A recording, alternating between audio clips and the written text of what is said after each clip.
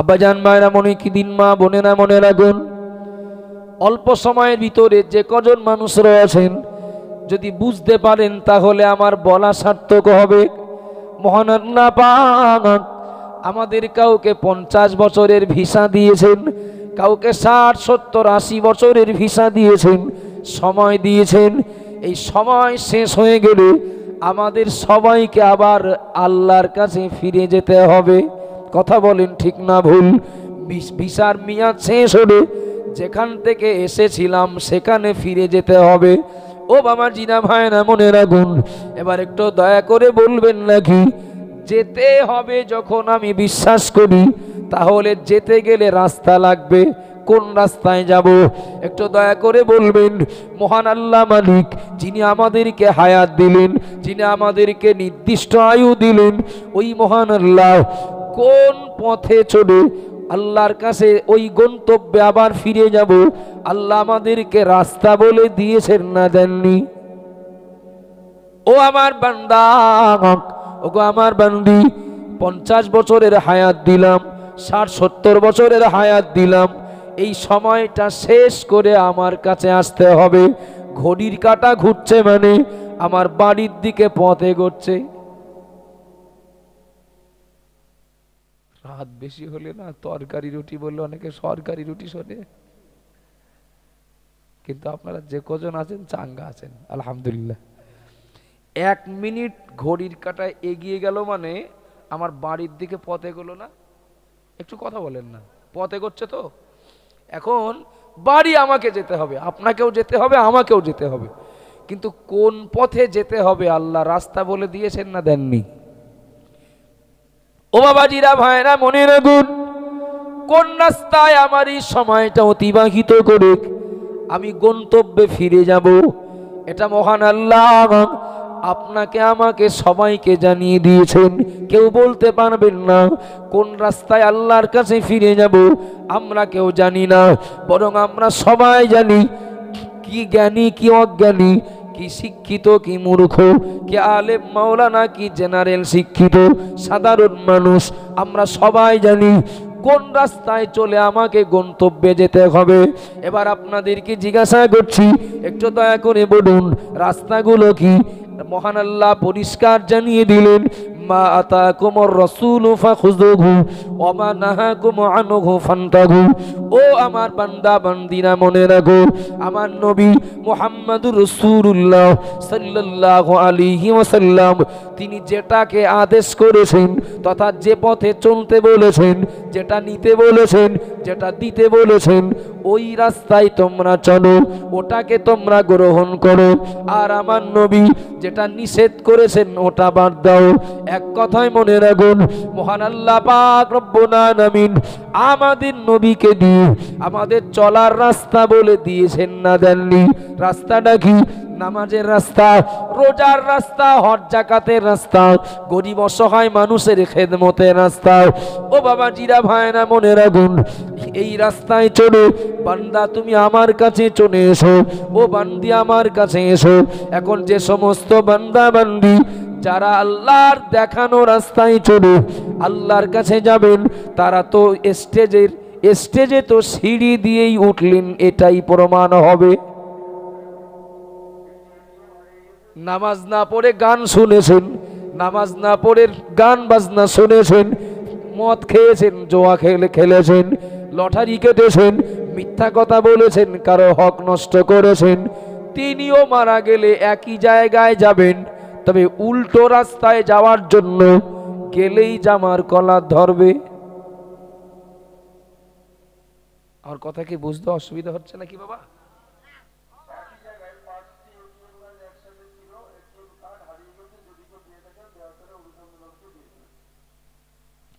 ও বাবাজিরা ভাইরা মনে রাখুন, আমি এবার একটু এগিয়ে যাই। বাবা এত টাকা খরচ করে আজকের এই মজলিসের আয়োজন, আমাকে তো কিছু নিয়ে বাড়ি যেতে হবে। সুতরাং মনে রাখুন, যে মানুষটা আল্লাহর দেখানো পথে চলবেন তারও বাড়ির দিকে পথ এগোবে, যিনি উল্টো পথে চলবেন তারও বাড়ির দিকে পথ এগিয়ে যাবে। যিনি আল্লাহর দেখানো পথে চলবেন তিনিও মরে গেলে কবরে যাবেন, আর যিনি উল্টো রাস্তায় চলবেন তিনিও মারা গেলে একই নিয়মে কবরে যাবেন। কিন্তু মনে রাখা দরকার, যিনি উল্টো রাস্তা দিয়ে যাবেন তাকে তিরস্কার পেতে হবে, আর যিনি আল্লাহর দেখানো রাস্তায় যাবেন তাকে পুরস্কৃত করা হবে। এবার এক ধাপ এগিয়ে যাচ্ছি। আল্লাহর প্রিয় নবী, দিন ও দুনিয়ার বাদশাহ হাবিবুল্লাহ জনাবে মুহাম্মদুর রাসূলুল্লাহ সাল্লাল্লাহু আলাইহি ওয়াসাল্লাম আল্লাহ নবী জানিয়ে দিলেন, লা তাজালু কদামা ইবনে আদম ইয়াউমাল কিয়ামাতি মিন ইনদি রাব্বিহি হাত্তা ইউসআলা আন খামসিন আও কামা ক্বালা আলাইহিস সালাম। আল্লাহ নবী বললেন, ও আমার উম্মত উম্মতিরা মনে রাখো, আমি মুহাম্মদুর রাসূলুল্লাহ বলছি, আল্লাহ পাক রব্বুল আলামিন কাল কিয়ামতের দিন সব বান্দা সব বান্দিদিগকে আল্লাহ এক এক করে নিজের কাছে ডাকবেন। শুধু ডাকবেন তাই না, সব বান্দা বান্দিদিগকে মহান আল্লাহ পাক রব্বুল আলামিন 5টা প্রশ্ন করবেন, এবং এ প্রশ্নের জবাব না দেওয়া পর্যন্ত আল্লাহ কাউকে ছেড়ে দেবেন না।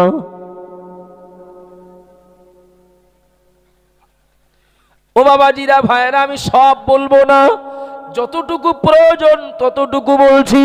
মহান আল্লাহ পাক সব বান্দা বান্দিদিগকে আল্লাহ এক এক করে নিজের কাছে হাজির করাবেন, এবং সব বান্দা বান্দিদিগকে আল্লাহ এক এক করে জিজ্ঞাসা করবেন।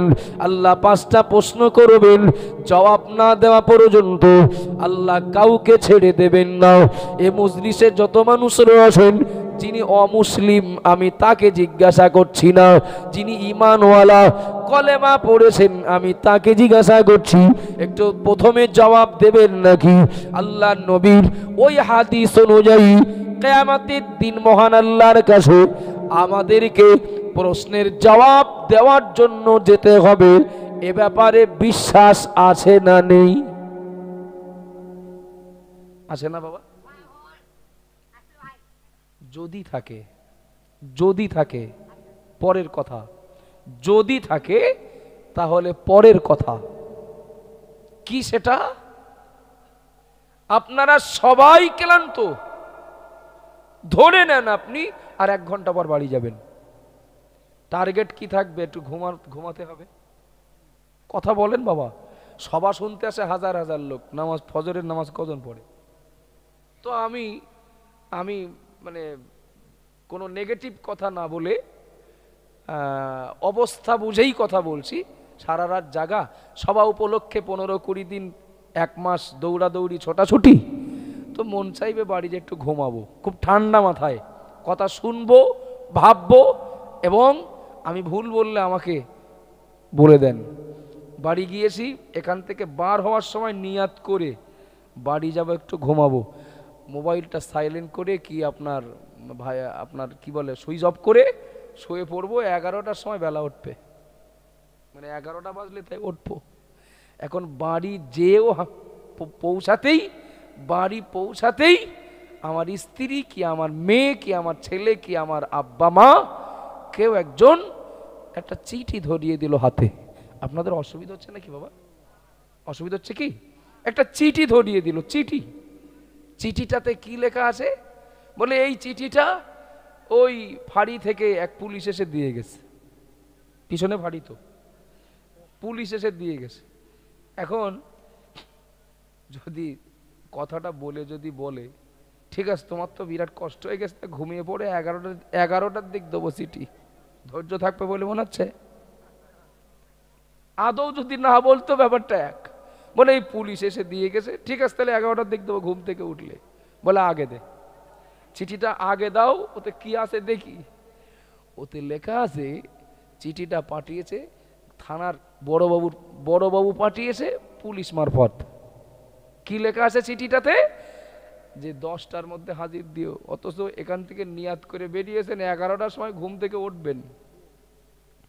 10টার মধ্যে হাজির দিও থানায়, কিছু জিজ্ঞেস করার আছে, উত্তর দিতে হবে। বাবা এতগুলো মানুষ আছেন, একটু বলবেন এই সারা রাত জাগা আর এতদিন কষ্ট করা ক্লান্ত দেহ বাড়ি যেয়ে ভোর 3টে 3:30 সময় যদি দেখেন যে 8টার মধ্যে থানায় হাজির দিতে হবে, বালিশ খুঁজবেন না নেতা খুঁজবেন? তাড়াতাড়ি বলেন। হ্যাঁ হ্যাঁ, নেতা খুঁজবেন। কেন? যেতে বলেছে থানায় তো তার একা, তা নেতা খুঁজবেন কেন? কারণ হলো যেতে হবে থানার ওসির সামনে, সুতরাং একেবারে একেবারে একা একা যাওয়া, প্রস্তুতি না নিয়ে যাওয়াটা ঠিক হবে না। একটু মোড়ল মাতব্বরদের সঙ্গে করে নিয়ে গেলে ভালো হয়। কথা ঠিক না ভুল বাবা? ডেকেছেন ধরেন আমার একা, কিন্তু আমি এবার মেম্বারের খুঁজবো, আমি এবার অঞ্চল সভাপতির খুঁজবো। কেন? একটু থানায় চলেন, একটু যেতে হবে। বলা যায় না ওসি বলে কথা, কি জিজ্ঞাসা করবেন, জবাব দিতে পারবো কিনা, ফেসে যাই কিনা, হয় ধারে কাটবে নয় ভারে কাটবে। আপনি একটু সঙ্গে চলেন। আব্বাজান ভাইরা মনে কি দিন, মা বোনেরা মনে রাখুন, আমি গল্প করার জন্য এই রাত্রে মাইকের সামনে এসে বসিনি বাবা, গল্প করছিও না, বোঝানোর জন্য বলছি। আমাকে ডাকা হলো 10টার সময় থানায় এসো। ও বাবা জিনা মায়েরা, থানার ওসি যিনি আমাকে ডেকেছেন, আমাকে কিছু জিজ্ঞাসা করবেন, আমাকে কিছু প্রশ্ন করবেন, তিনি স্রষ্টা নন, তিনি তো সৃষ্টি। কথা বলেন ঠিক না ভুল? আপনার আমার মতো মানুষ, তিনিও তো সৃষ্টি। তিনি আমাকে ডেকেছেন, কিছু কথা জিজ্ঞাসা করবেন, আমাকে জবাব দিতে হবে। এর জন্য যদি আমিও তো সৃষ্টি, আমার ঘুম যদি হারাম হয়ে যায়, আমার বিশ্রাম যদি হারাম হয়ে যায়, বালিশের কথা যদি ভুলে যায়, খাটে আরামের কথা যদি ভুলে যায়, এখন থেকে যদি শুরু হয় 10টার সময় থানায় যাব, ওসির সামনে যাব, আমাকে প্রস্তুতি নিতে হবে, আমাকে রেডি হয়ে যেতে হবে। ও বাবা জিনা মায়েরা, আল্লাহ নবী দিন দুনিয়ার বাদশাহ হাবিবুল্লাহ জনাবে মুহাম্মদুর রাসূলুল্লাহ সাল্লাল্লাহু আলাইহি ওয়াসাল্লাম নবী আমার জানিয়ে দিলেন, আমার উম্মতিরা মনে রাখো, কিয়ামতের দিন মহান আল্লাহ পাক রব্বুল আলামিন সব বান্দা বান্দি দিগকে আল্লাহ এক এক করে কাছে ডাকবেন এবং 5টা করে প্রশ্ন করবেন। জবাব না দেওয়া পর্যন্ত আল্লাহ কাউকে ছেড়ে দেবেন না, যেতে দেবেন না। এবার একটু দয়া করে বলুন, থানার ওসির কাছে যেতে হবে, এই কথাটা শুনে যদি আমার ঘুম হারাম হয়ে যায়, আমার আরাম যদি হারাম হয়ে যায়, নবী তো সংবাদ দিলেন তোমাদের সবাইকে একদিন স্রষ্টার সামনে যেতে হবে, আর তিনি প্রশ্ন করবেন, জবাব না দেওয়া পর্যন্ত আল্লাহ কিন্তু ছেড়ে দেবেন না। এই সংবাদটাও তো নবী আমাদেরকে দিয়েছেন। একটু দয়া করে বলবেন নাকি ওসির সামনে যাওয়ার তুলনায় স্রষ্টা মহান আল্লাহ মালিকের সামনে যাওয়ার চিন্তা, প্রস্তুতিটা আর একটু বেশি হওয়ার দরকার কিনা?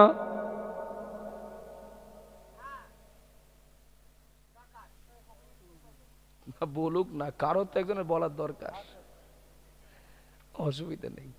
ছোট ছোট বাচ্চারা যখন চিল্লায় সামনে, সুবহানাল্লাহ যদি বলতে বলা হয় তা ওরা তো মানে বাঁশ পড়া আওয়াজ দেবে। আমি না পেরে বলি, এই যতদিন বুঝতে শিখবি নে ততদিন বলবি, আর আমি জানি তোরা বুঝতে শিখলে আর বলবি না, এখন বল।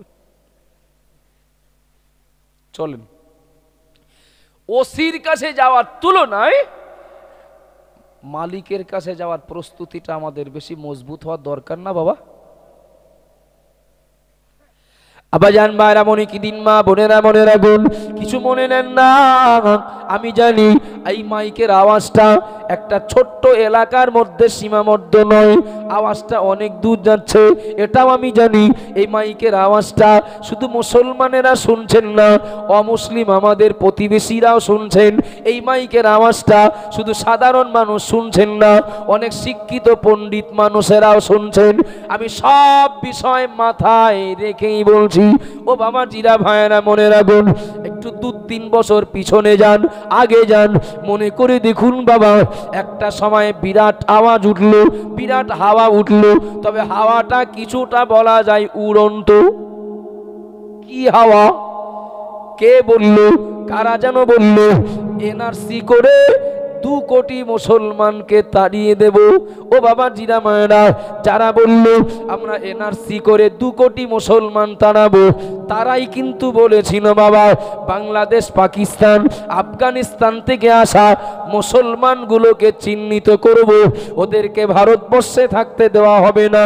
একটু দয়া করে বলুন, এ কথা যারা বলেছিল বা যারা বলেছিলেন তারা কি একবারও বলেছিলেন নাকি ভারতবর্ষের মুসলমানদের থাকতে দেব না? কথা বলেন। যারাই বলেছেন 2 কোটি মুসলমান, সঙ্গে কিন্তু কথাটা বলেছিলেন বাংলাদেশ, পাকিস্তান আর আফগানিস্তান থেকে আসা মুসলমানদের এদেশে থাকতে দেওয়া হবে না। একটু আল্লাহকে সাক্ষী রেখে বলবেন, তাহলে এনআরসি যদি হয়, ভয় কাদের? স্থানীয়দের না বিদেশ থেকে আসা ওদের? জবাব দেন বাবা, কাদের ভয়? স্থানীয়দের না বিদেশ থেকে এসেছেন যারা তাদের? যারা বিদেশ থেকে এসেছেন তাদের। স্থানীয়দের কোনো ব্যাপারই নেই, এনআরসি প্রত্যেক দিন একবার করে হোক। আচ্ছা, এবার একটু বলবেন, অঞ্চলে যারা লাইন দিলেন, বিডিও অফিসে যারা লাইন দিলেন, লম্বা লাইনে কেউ মশারিটা নিয়ে শুয়েছেন, রেজিস্ট্রি অফিসে, কোর্টে যারা লাইন দিলেন হাতে কাগজ নিয়ে, এ কি সব ওই 3 দেশ থেকে আসা লোক? কারা? আফগানিস্তান থেকে আসা কেউ আসেন এ মজলিসে? আফগানিস্তান থেকে এসে এখানে ঘর বেঁধে আসেন? পাকিস্তান থেকে? তো বাংলাদেশ থেকে কেউ আসলেও আসতে পারেন, কেন এ পাড়া ও পাড়া মতো? কথা ঠিক না ভুল বাবা? লম্বা লাইনে দাঁড়ালেন যারা, তারা কারা? 100-র ভিতরে 98 জন তো এই দেশের লোক। আমি বোঝানোর জন্য বলছি, থানা এই আপনার এনআরসি হবে ঘোষণা, এই হুমকি দিচ্ছে যারা, ভয় দেখাচ্ছে যারা, তারা কিন্তু এ রাজ্যে ক্ষমতায় নেই। সরকার বলছে এনআরসি করতে দেব না, বিরোধীরা বলছে করব, অথচ সরকারের কথাই বলো বাড়ি বসেছিলাম না, বাড়ি শুয়েছিলাম না, ওই আকার হস্যিকার দীর্ঘিকার যা গন্ডগোল ছিল ঠিক করার জন্য কাজ কামাই করে প্রখর রৌদ্রে পাকা রাস্তায় লাইন দিয়েছি। কিসের প্রস্তুতি এটা? এটা কিসের প্রস্তুতি? এটা তো ওই এনআরসি করবেন যে অফিসার, তার সামনে যাওয়ার প্রস্তুতি। কথা ঠিক না ভুল? কাগজপত্রগুলো যেন সব ঠিকঠাক দেখাতে পারি, ডিটেনশন ক্যাম্পে যেন না ঢুকতে হয়। আব্বাজান ভাইরা, মনে কি দিন, মা বোনেরা মনে রাখুন। এবার একটু বলবেন নাকি? এরপরেও বলবো আমি, এনআরসি হতেও পারে নাও হতে পারে। কথা বলেন ঠিক না ভুল? এনআরসি হতেও পারে নাও হতে পারে। ও বাবা জিরা মায়েরা, একদিন না একদিন আল্লাহর কাছে আমাদের প্রশ্নের জবাব দেওয়ার জন্য যেতে হতেও পারে, নাও যেতে হতে পারে। ও বাবা জিরা ভাইরা মনে রাখুন। এবার একটু আগিয়ে যায় বাবা, প্রিয় নবী মুহাম্মদুর রাসূলুল্লাহ সাল্লাল্লাহু আলাইহি ওয়াসাল্লাম, আল্লাহ নবী বললেন, সব বান্দা বান্দীদিগকে আল্লাহ এক এক করে নিজের কাছে হাজির করি। প্রথম নম্বরে যে প্রশ্ন করবেন, আন উমরিহি ফিমা আফনাগু, আন উমরিহি ফিমা আফনাগু। ও বাবা জিরা ভাইরা মনে রাখুন, আল্লাহ নবী বললেন, সব বান্দা বান্দীদিগকে আল্লাহ এক নম্বরে জিজ্ঞাসা করবেন, আন উমরিহি ফিমা আফনাগু। ওগো বান্দা, ও বান্দি জবাব দাও, আমি আল্লাহ তোমার জন্য যা হায়াত দিয়েছিলাম, তোমার জন্য যে সময় দিয়েছিলাম, বান্দা বান্দি বলো, আমার দেওয়া এই সময়টা দুনিয়াতে কিভাবে কাটিয়ে আসলে, আমার দেওয়া এই সময়টা দুনিয়াতে কিভাবে অতিবাহিত করলে। ও বাবা জিরা ভাইরা, যদি বিশ্বাস থাকে আল্লাহর কাছে একদিন যেতেই হবে, এ প্রশ্নের সম্মুখীন হতেই হবে, তাহলে থানায় যাওয়ার তুলনায় আল্লাহর সামনে গিয়ে এই প্রশ্নের জবাব দেওয়ার জন্য আর একটু আগে থেকে রেডি হওয়ার দরকার। কথা ঠিক বলছি না ভুল বলছি? ওগো বান্দা, ও বান্দি, বলো তোমার জীবনটা কিভাবে কাটালে? ও বাবা জিরা ভাইরা, এটা সত্য যে আল্লাহ আমাদেরকে জিজ্ঞাসা করবেন, আমরা জবাব দেব, তাই আল্লাহ জানবেন, তাই না বাবা? বরং আমরা জবাব দেওয়ার আগে সারা জীবনে কি করেছি, কোথায় কি করেছি, কোথায় গিয়েছি, কি বলেছি, কি নিয়েছি, কি দিয়েছি, সব তো আল্লাহর সিসি ক্যামেরায় রেকর্ড হচ্ছে। হচ্ছে না বাবা? সব আল্লাহর সিসি ক্যামেরায় রেকর্ড হচ্ছে। আমরা বলবো তাই আল্লাহ জানবেন, তাই না? আমরা বলার আগে থেকেই আল্লাহ জানেন। শুধু আল্লাহ বান্দা বান্দির স্বাধীনতা কেড়ে নেবেন না, তাই আল্লাহ জিজ্ঞাসা করবেন, তুমি তোমার মুখ দিয়ে বলো সময়টা কি করেছিলে? 60 বছর ছিলে তো বিদেশে, 70 বছর তো বিদেশে কাটিয়ে আসলে, কি কামাইটা করে আসলে বলো? জবাব আপনাকেও দিতে হবে, আমাকেও দিতে হবে। যারা যারা মনে করেন কিছু মনে নিলে হবে না বাবা, অসুবিধা হচ্ছে আপনাদের? অসুবিধা হলেও থাকতে হবে, কিছু করার নেই তো। কিছু মানুষ দেখবেন ভোট আসলে, ভোট একটু আমার দিকে, ও ভাই না কাকা দাদা যা পারে হোক, একটু চুপ করেন। যখন ভোট আসে দেখবেন কিছু মানুষ পাকাল মাছের মতো থাকে। পাকাল মাছ বোঝেন? একটু কথা বলেন। পাকাল মাছ মানে আমাদের ওদিকে পাকাল মাছ বলে আর কি, মানে গায়ে কাদা লাগাবে না। এ দলে এসে বলবে কোনো টেনশন নেই, ওদের হারাবই। আবার ওদের দলে যেয়ে বলবে মাথা খারাপ, ওরা জিততে পারে। একদম পুরো দুই কুল বজায় রেখে চলবে, দুই কুল বজায় রেখে চলবে।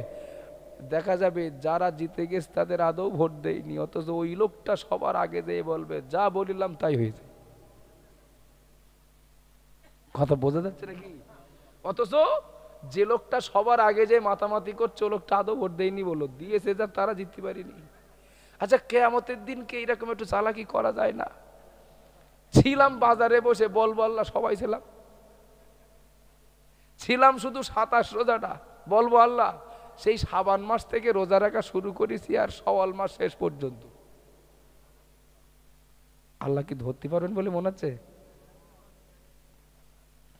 আব্বা জান ভাইরা, মনে কি দিন মা বোনেরা মনে রাখুন, এই বিশ্বাসটা যদি অন্তরে জায়গা পায়, ওই মানুষটাকে পাহারা দিতে হবে না, ওই মানুষটার পিছনে তদারকি করতে হবে না, লোকটা নিজে নিজে ভালো হয়ে যাবেন। ও বাবা জিরা ভাইরা মনে রাখুন, কিছু মনে নেন না বাবা, জোর করে জুলুম করে কিংবা লোককে দেখি বা দুনিয়ার মানুষকে সন্তুষ্ট করে ধর্ম পালন হয় না। অন্তর লাগে, মন লাগে, মজবুত বিশ্বাস লাগে, আপনি আগিয়ে চলুন। একটা বিশ্বাস যদি অন্তরে জায়গা পায়, কিয়ামতের দিন আল্লাহর কাছে চালাকি করার কোনো জায়গা নেই। ও বাবা জিরা ভাইরা, এই মজলিসে যত মানুষ রয়েছে, আমার আগে বাংলাদেশের মেহমান খুব সুন্দর সুন্দর দৃষ্টান্ত দিচ্ছিলেন। আমি একটা বোঝানোর জন্য আমার বক্তৃতার সঙ্গে সামঞ্জস্যপূর্ণ একটা দৃষ্টান্ত দিই, আপনাদের মনে থাকতে পারে। পীর বাইজিদ বোস্তামি রহমাতুল্লাহ আলাইহির নাম। ও বাবা জিরা ভাইরা মনে রাখুন, বাইজিদ বোস্তামি তিনি একজন আল্লাহর ওলি মানুষ, আল্লাহর প্রিয় মাহবুব বান্দা। তিনি কোনো একদিন তার ভক্ত মুরিদদেরকে ডেকে বলছেন, ও আমার ভক্ত মুরিদেরা, আমি বাইজিদ, আমি গতকাল রাতে স্বপ্ন দেখেছি আল্লাহ দুনিয়া ধ্বংস করে দিয়েছেন, কিয়ামত শুরু হয়ে গেছে। মহান আল্লাহ পাক এক এক করে বান্দা বান্দিদিগকে তার কাছে ডাকছিলেন, আল্লাহ কৈফিয়াত করছিলেন, প্রশ্ন করছিলেন। আমি বাইজিদ ওই দৃশ্যটা সচক্ষে দেখতে পেলাম। মহান আল্লাহ এক এক করে বান্দা বান্দিদিগকে ডাকতে ডাকতে আমাকেও ডাকলেন। ও বাইজিদ, এবার তোমার পালা। ও বাবা জিরা ভাইরা মনে রাখুন, আল্লাহর প্রিয় মাহবুব বান্দা বাইজিদ বোস্তামি বললেন, আল্লাহ আমাকে জিজ্ঞাসা করছেন, বান্দা বলো দুনিয়া থেকে কি করে আসলে, কি নিয়ে আসলে? বাইজিদ বোস্তামি বললেন, আমি আল্লাহকে জবাব দিলাম, আল্লাহ আমি দুনিয়া থেকে কিছুই নিয়ে আসতে পারিনি, আল্লাহ কেবলমাত্র এনেছি লা ইলাহা ইল্লাল্লাহু মুহাম্মাদুর রাসূলুল্লাহ। ওগো আল্লাহ, আমি দুনিয়া থেকে আপনার কাছে এনেছি কেবলমাত্র এই কলেমার প্রতি বিশ্বাসটুকু। সুবহানাল্লাহ বলেন, একটু মহব্বত করে বলেন সুবহানাল্লাহ। তেমন কিছুই নিয়ে আসতে পারিনি আল্লাহ, এনেছি শুধু কলেমার প্রতি বিশ্বাসটুকু। আপনাকে আল্লাহ বলে বিশ্বাস করেছি, আপনার প্রেরিত নবী মুহাম্মদুর রাসূলুল্লাহ সাল্লাল্লাহু আলাইহি ওয়াসাল্লামকে নবী রাসূল বলে বিশ্বাস করেছি। ওই বিশ্বাসটুকু নিয়ে আপনার কাছে এসেছি আল্লাহ, আমার আর দেখানোর মতো কিছু নেই। ও বাবাজিরা, ভাইরা, মনিরা গুড, আল্লাহর প্রিয় মাহবুব বান্দা বাইজিদ বোস্তামি বললেন, আমি যেই না আল্লাহকে এই কথা শুনিয়ে দিলাম, আল্লাহ আমাকে বললেন, বান্দা, ও গো বান্দা বাইজিদ, তুমি মনে মনে তুমি শুধু ঈমানের কথাটা বললে, লা ইলাহা ইল্লাল্লাহ মুহাম্মাদুর রাসূলুল্লাহ, শুধু এই কথাটা বলে অর্থাৎ ঈমানের কথা বলে থেমে গেলে, বান্দা তুমি কি আমল করনি? তুমি কি আমল করনি? নামাজ পড়নি, রোজা রাখনি, ইত্যাদি ইত্যাদি, তুমি কি আমল করনি? বাইজিদ বোস্তামি বললেন, ও রব্বুল আলামিন, আল্লাহ পাক, আমি আমল ইবাদত করেছিলাম কিন্তু আমার বলতে সাহস হলো না। কেন বান্দা?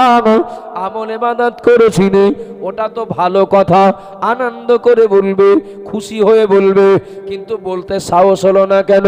বাইজিদ বোস্তামি বললেন, আল্লাহকে এটাই জবাব দিলাম, আল্লাহ, নামাজ পড়েছিলাম, রোজা রেখেছিলাম, হজ করেছিলাম, যাকাত দিয়েছিলাম আল্লাহ, কিন্তু বলতে সাহস পেলাম না আল্লাহ। এগুলোর ভিতরে কত ভুল ত্রুটি হয়ে গেছে তা ঠিক নাই, এই জন্য আর বলতে সাহস হলো না, তাই শুধু ঈমানের কথাটা বললাম। বাবা, একটু যদি সম্ভব হয় মনে রাখার চেষ্টা। ও ভাইজিৎ, তোমার আমল ইবাদতে ভুল ত্রুটি আছে এই সন্দেহ করে বললে না। তুমি কি মনে করো তোমার ঈমানে কোনো ত্রুটি নেই? আমার কথা শুনছেন বাপ? তুমি কি মনে করো তোমার ঈমানে কোনো ত্রুটি নেই? ওখানে আল্লাহ ভুল ত্রুটি আসে কিনা ওই ভয় আর বললাম না। তুমি কি ভাবছো যেটা বললে তার মধ্যে ভুল নেই?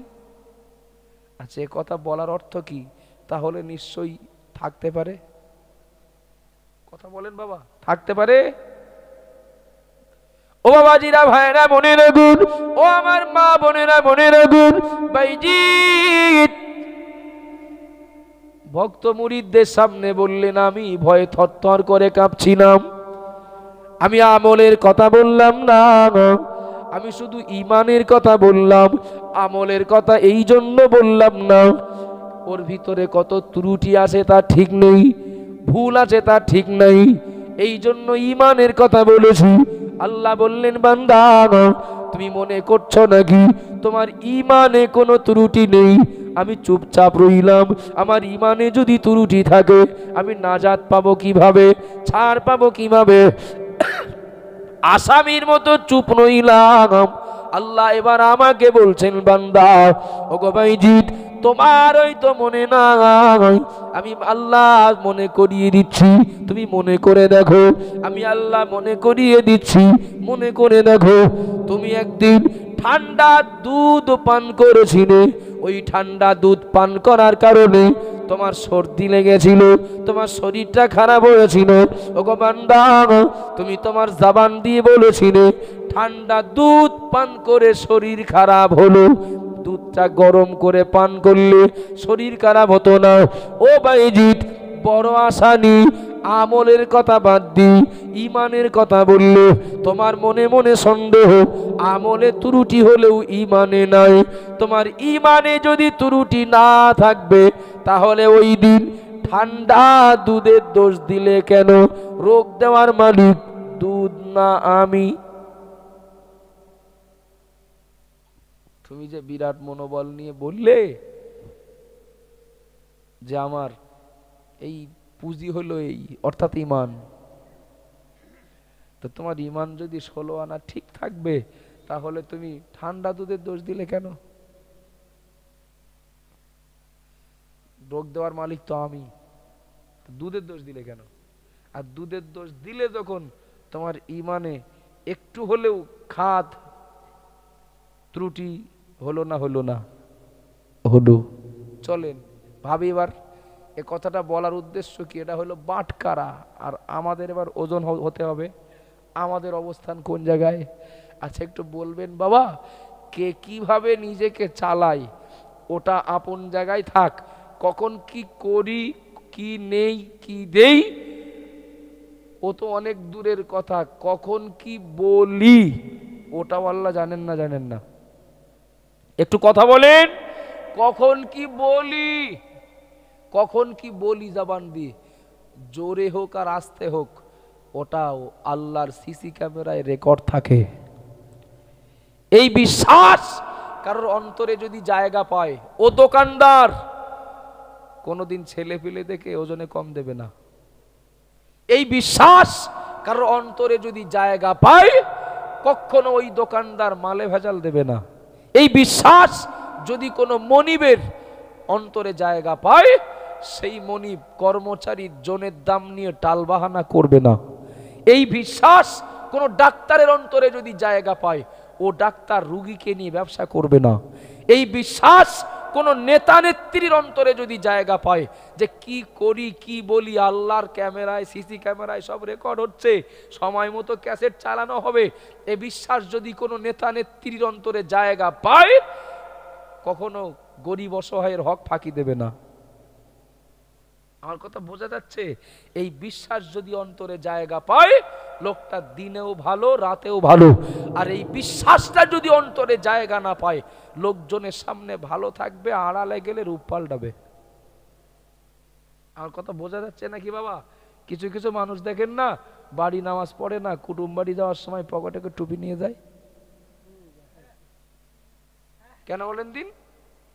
একই এ নামাজ কি আল্লাহর প্রতি সন্তুষ্ট হয়ে না কুটুম সন্তুষ্ট করার জন্য? একটু কথা বলেন না। রমজান মাসে এমন দিনে বাড়ি মেহমান এসেছেন, সেই সময় তো রমজান মাস চলছে, আর ভদ্রলোক তো 27 রোজা ছাড়া থাকে না। এখন সে লোক ধরেন 12 রোজা এসে হাজির, রান্নাঘরে যে আড়ালে স্ত্রীকে বলছে, দেখো যে কলে পড়েছি মান বাঁচাতে গেলে এখন মনে করো কালকে 27 রোজা, ভোরবেলা ডেকে দিও, তা না হলে বলে মান সম্মান কিচ্ছু থাকবে না। কিছু মনে নেন না, যদি রোজাটা হতো আল্লাহর ভয়ে, তাহলে কুটুম আসলেও থাকতেন, না আসলেও থাকতেন। আমার কথা কি বোঝাতে পারছি আমি? যদি বিশ্বাসটা অন্তরে জায়গা পেত যে আমি কখন রোজা থাকি বা না থাকি, কেন থাকি না, দুনিয়ার কেউ না জানলো আমার আল্লাহ জানেন, ও মানুষটাকে পাহারা দিতে হতো না। বাড়ি কুটুম থাকলেও রোজা থাকতেন, না থাকলেও থাকতেন। এ বিশ্বাসটা অন্তরে জায়গা পেলে কখন কি করি সব আল্লাহর সিসি ক্যামেরায় রেকর্ড হচ্ছে। লোকটা বাড়িতেও নামাজ পড়তেন, কুটুম বাড়ি যেও পড়তেন। বিশ্বাস করুন, এ কথার উপরে প্রচুর কথা বলা যায়। দুনিয়াতে একজন মানুষকে প্রকৃত মানুষ বানাতে পারে মালিক মহান আল্লাহর প্রতি পূর্ণাঙ্গ বিশ্বাস। সুবহানাল্লাহ বলেন, একটু মহব্বত করে বলেন না সুবহানাল্লাহ। মহান আল্লাহর প্রতি পূর্ণাঙ্গ অন্তর থেকে বিশ্বাস একজন মানুষকে প্রকৃতপক্ষে মানুষ বানাতে পারে। আব্বাজান ভাইরা, মনে কি দিন, মা বোনেরা মনে রাখুন, ভুল বুঝবেন না, বেয়াদবি নেবেন না। আমি একটু আগিয়ে যাচ্ছি। ওই মহান আল্লাহ, তার সামনে যারা বিশ্বাস করেন না যেতে হবে এ বিশ্বাস করেন না, আমি তাদের কথা এই মুহূর্তে বাদ দিলাম, তাদের প্রস্তুতি নেওয়ার প্রশ্নই নেই। কিন্তু আমরা যারা এ বিশ্বাসটা করি, একটু বলবেন নাকি আমাদের প্রস্তুতি নেওয়ার দরকার আছে না নেই? ও বাবা জিরা ভাইনা মনে রাখুন, ওদিন তো ঘুষ চলবে না, ওদিন কোন নেতা চলবে না, কোন নেতৃত্ব হুমকি চলবে না, জনগণের ডেপুটেশন চলবে না। ও বাবা জিরা ভাইনা, আল্লাহ নবী দিন ও দুনিয়ার বাদশাহ হাবিবুল্লাহ জনাবে মুহাম্মদ রাসূলুল্লাহ সাল্লাল্লাহু সাল্লাল্লাহু আলাইহি ওয়াসাল্লাম শুধুমাত্র আমাদেরকে উপদেশ দিয়ে নবী ক্ষান্ত হননি। ওই নবীর জীবন যদি দেখা হয়, ওই নবীর জীবন যদি দেখা হয়, নবীর জীবনীতেও পাওয়া যাবে আম্মা জান হযরত আয়েশা রাদিয়াল্লাহু তাআলা আনহা, আম্মা জান আয়েশা বলেন প্রায় প্রায় দেখেছি আমার নবী রাতের বেলা আরামের বিছানা ছেড়ে দি নবী উঠে চলে গেছেন। আমি আয়েশা আমার নবীকে খুঁজতে লেগেছি, আমার নবী কোন দিকে গেলেন, আমার নবী কোথায় গেলেন, কোন দিকে গেলেন, আমার নবী কোথায় গেলেন। আমি কখনো বা আমার নবীকে খুঁজতে লেগেছি, নবীকে কখনো পেয়েছি নবী আমার আমাকে আড়াল করে ঘরের এক সাইডে দাঁড়িয়ে কখনো বসে সারা রাত, কখনো কোরআন পড়েন, কখনো তসবিহ পড়েন, কখনো বা নামাজে মশগুল। আবার আমার নবীকে কখনো বা দেখতে পেয়েছি সারা রাত জেগে জান্নাতুল বাকিতে কবর জিয়ারাত করছেন। একটু জোরে বলেন, একটু মহাব্বতে বলুন সুবহানাল্লাহ। আমি আয়েশা আমি আমার নবীকে জিজ্ঞাসা করেছি, আমার নবীকে জানতে চেয়েছি, ইয়া রাসূলুল্লাহ ইয়া হাবিবাল্লাহ, হুজুর আপনার জীবনে কোনো গুনাহ নাই, আপনি নিষ্পাপ বেগানা মাসুম নবী, আপনি এত পরিমাণে রাত জাগেন, এত পরিমাণে কষ্ট করেন কেন? নবী আমার জবাব দিয়ে দিলেন, ও বিবি আয়েশা, আমি মুহাম্মদুর রাসূলুল্লাহ, আমাকে একদিন আল্লাহর কাছে ফিরে যেতে হবে। বিবি আয়েশা মনে রাখো, আল্লাহর কাছে তার দাম তত বেশি, আল্লাহ সন্তুষ্টির আমল যার যত বেশি। একটু জোরে বলেন, একটু মহব্বত করে বলেন না সুবহানাল্লাহ। যদি সত্যি কেউ ঘুমিয়ে থাকে তাকে একবার দুবার তিনবার ডাকলে জাগিয়ে দেওয়া যাবে। কেউ যদি ঘুমানোর ভান করে থাকে তাকে কেউ জাগাতে পারবে? বাবা জাগাতে পারবে? বিশ্বাস করুন, এই পৃথিবীর মাটিতে যত ধর্ম আছে, ইসলাম ধর্ম বাদে বাকি সব ধর্মের মানুষেরা বিশ্বাস করেন মৃত্যু হয়ে গেল মানে গল্প শেষ। কথা ঠিক না ভুল? একমাত্র ইসলাম ধর্মের মানুষেরা বিশ্বাস করেন মৃত্যু হবে মানে এবার আসল গল্প শুরু হবে। তাহলে নীতিগত বা বিশ্বাসগত পার্থক্য এতটা। সুতরাং এই বিশ্বাসের উপরে দাঁড়িয়ে ঈমান ওয়ালাদের আল্লাহর কাছে প্রশ্নের জবাব দেওয়ার প্রস্তুতিটা তো নেওয়া অবশ্যই বাধ্যতামূলক। কথা বলেন। আমরা ধর্ম করি না এমনটা না, আমরা ধর্ম করি না এমনটা না, আল্লাহর হুকুম মানি না এমনটা না, তবে পুরো খামখেয়ালি, পুরো খামখেয়ালি। আপনি মসজিদগুলোতে দেখুন, যদি 20 জন মানুষ 5 ওয়াক্ত নামাজ পড়েন, এদের ভিতরে 18 জন বুড়ো লোক। আমি ভুল বলছি নাকি বাবা? 20 জনের ভিতরে 18 জন বুড়ো মানুষ, বাকি 2 জন জওয়ান যুবক। আপনি দাড়িওয়ালা দেখুন, আপনি তসবিওয়ালা দেখুন, আপনি হাজি সাহেব দেখুন, 20 জনের ভিতরে 18 জন মুরব্বী, বাকি 2 জন জওয়ান যুবক। কেন আমার এই কথা বলার? আমাদের ভিতরে এই মাইন্ড, এই ধারণা তৈরি হয়েছে আল্লাহর কাছে যাওয়ার রাস্তায় হাঁটতে হবে, আল্লাহর কাছে যাওয়ার জন্য আল্লাহ দেখানো রাস্তায় হাঁটতে হবে। তবে এখন না, অন্তত 40-45 বছর পার করি, তথা ধর্ম করার বয়স এখনো হয়নি।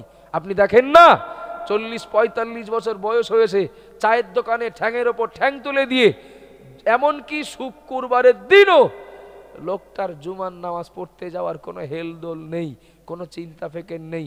লোকটাকে বললেন, ভাই কি চাচা বাবু কি অমুক, আজকে শুক্রবার, তো এখনো তো কোনো প্রস্তুতি নেই জুমার নামাজ পড়তে যাওয়ার জন্য। বলে এখনো মন ঠিক করতে পারলাম না, তা নামাজ পড়ে কি করব? বয়স কত? 40-45 পার হয়ে গেছে, মানে বাড়ি যাওয়ার সময় হয়ে গেছে না ফেরাই? একটু কথা বলেন না। আসলে সমস্যা কি জানেন? এই আমার চোখে লাগছে এই হ্যালোজিনের লাইট, এ সাইডে কিছু মানুষ আছেন, ওই পিছন দিকে কিছু মানুষ আছেন, কিন্তু এই অন্ধকারে ইশারাই হচ্ছে আর কি। একটু সামনাসামনি থাকলে একটু ভালো লাগতো। তা আপনারা যিনি যেখানে বসে আছেন ও জায়গা যেহেতু আপনাদের নামে রেজিস্ট্রি করা, ছেড়ে দিলে আবার কেউ দখল করে নেবে, সেই জন্য ওখানেই থাকেন, ওটার দরকার নেই। তো যে কথা বলছিলাম আমি, আমাদের ভিতরে এই ধারণা তৈরি হয়েছে যে আল্লাহর দেখানো পথে আমাদের চলতে হবে, তবে ওই চলার বয়স এখন না, অন্তত চুলদাড়ি পাকা শুরু হবে তারপর। রাগ করছেন নাকি? আমার কথায় রাগ করছেন?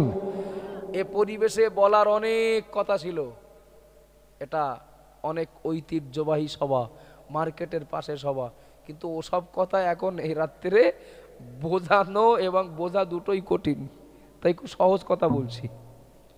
আব্বাজান ভাই এমনই কি দিন মা বোনেরা মনে রাখুন। এবার আপনাদেরকে আমি জিজ্ঞাসা করছি, যারা ভাবেন, যারা মনে করেন,